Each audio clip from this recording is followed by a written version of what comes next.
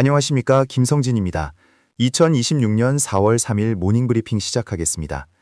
지난밤 미국 증시는 혼조세를 보이며 비교적 견조함을 유지했습니다. S&P 500은 0.11%, 나스닥은 0.18% 소폭 상승했습니다. 그러나 국내 증시는 어제 KOSP 4.47%, KO스닥 5.36% 급락하며 글로벌 증시 대비 큰 폭의 조정을 받았습니다.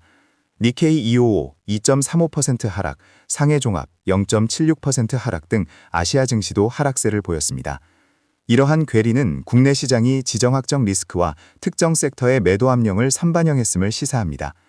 변동성 지수인 VIX는 2.69% 하락했으나 국제 유가는 급등했습니다. WTI는 7.01% 상승한 112.06달러, 브렌트유는 2.06% 상승한 109.05달러를 기록했습니다. 이는 지정학적 불안이 에너지 공급망에 대한 우려로 옮겨가고 있음을 나타냅니다. 원달러 환율은 1,509.86원으로 소폭 하락하며 안정세를 보였지만 전반적인 시장의 불안감은 여전합니다. 중동발 지정학적 리스크 심화와 유가 급등, 트럼프 전 대통령의 대이란 강경 발언과 이란의 호르무즈 해협 통행료 부과 추진 움직임은 국제 유가를 배럴당 112.06달러, WTI까지 끌어올리며 2022년 6월 이후 최고치를 경신했습니다.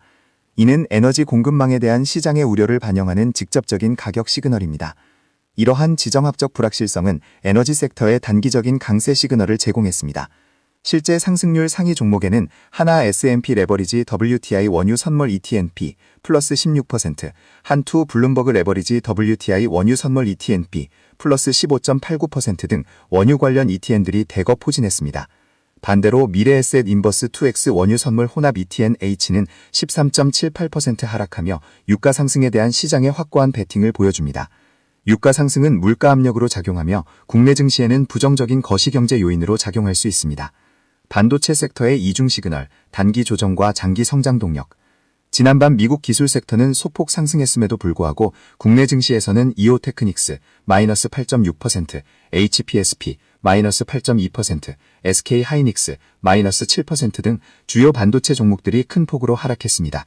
이는 국내 반도체 섹터가 중동전쟁 여파와 급변하는 산업구조, 공급망 위기에 대한 우려를 선반영한 결과로 해석됩니다. 그러나 엔비디아가 AI 칩을 넘어 데이터 센터 네트워크 인프라 주도권을 굳히기 위해 마벨 테크놀로지에 20억 달러를 투자하여 차세대 광반도체, 실리콘 포토닉스 기술 협력을 강화한다는 소식은 장기적인 관점에서 반도체 섹터의 긍정적인 기술적 진화를 시사합니다. 단기적인 조정에도 불구하고 AI 관련 신기술 투자는 반도체 섹터의 본질적인 성장 모멘텀이 여전히 유효함을 나타냅니다. 외환 보유액 감소와 환율 방어의 딜레마. 한국의 3월 외환 보유액이 전월 대비 39억 7천만 달러 감소한 4,236억 6천만 달러를 기록, 11개월 만에 가장 큰 감소폭을 보였습니다. 이는 달러 강세와 외환 시장 안정화 조치에 따른 결과입니다. 외환 보유액 감소는 원화 가치에 대한 잠재적인 하방 압력을 의미하며 이는 수출 기업의 단기적인 이점을 제공할 수 있으나 전반적인 외국인 투자 심리에는 부정적 시그널로 작용할 수 있습니다. 환율 방어를 위한 개입은 단기적인 시장 안정 효과를 가져오지만 보유액 감소는 중장기적인 통화정책 운영에 제약을 가할 수 있습니다. 오늘장 주목할 섹터 및 전망. 에너지 섹터, 국제 유가 급등에 힘입어 단기적인 상승 모멘텀이 지속될 가능성이 높습니다. 특히 흥하해운과 같은 해운주는 유가 및 운임 변동성에 직접적인 영향을 받으므로 주목할 필요가 있습니다. 방산 섹터, 중동 지정학적 리스크 심화는 방산 관련 기업에 대한 관심을 높일 수 있습니다. 한화 에어로스페이스는 이러한 맥락에서 긍정적 시그널을 보였습니다. 반도체 섹터, 어제의 급락은 과매도 영역 진입 가능성을 시사합니다. 엔비디아의 투자 소식은 장기 성장 동력을 제공하나 단기적인 추세 전환에는 추가적인 기술적 확인이 필요합니다. 다만 조정 시 장기 성장 잠재력을 가진 기업에 대한 관심은 유효합니다. 건설 섹터, 대우건설이 15.39% 하락하며 눈에 띄는 약세를 보였습니다.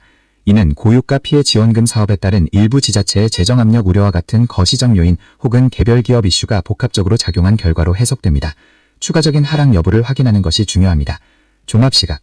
어제 국내 증시의 급락은 글로벌 불확실성과 주요 섹터의 매도 압력이 결합된 결과입니다. KOSP 5234.05, KO스닥 1056.34는 단기 지지선 이탈 가능성을 열어두어야 합니다. 차트상으로 KOSP와 KO스닥 모두 5일 및 20일 이동평균선을 하향 이탈하며 약세 추세로 전환될 수 있는 중요한 기로에 있습니다. 거래량은 하락폭을 동반하며 신뢰도를 높였습니다.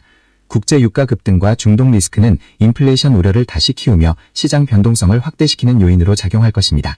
다만 미국 증시가 비교적 견조했던 점, 그리고 반도체 섹터 내에서의 기술적 진보 소식은 시장의 하방 경직성을 확보할 수 있는 잠재적 요인으로 평가됩니다. 오늘 시장은 지정학적 리스크와 유가 추이를 주시하며 변동성 장세를 이어갈 것으로 보입니다. 기술적 지지선 세스트와 함께 개별 섹터의 모멘텀을 확인하는 전략이 유효합니다. 데이터가 보여주는 방향성을 따를 때입니다.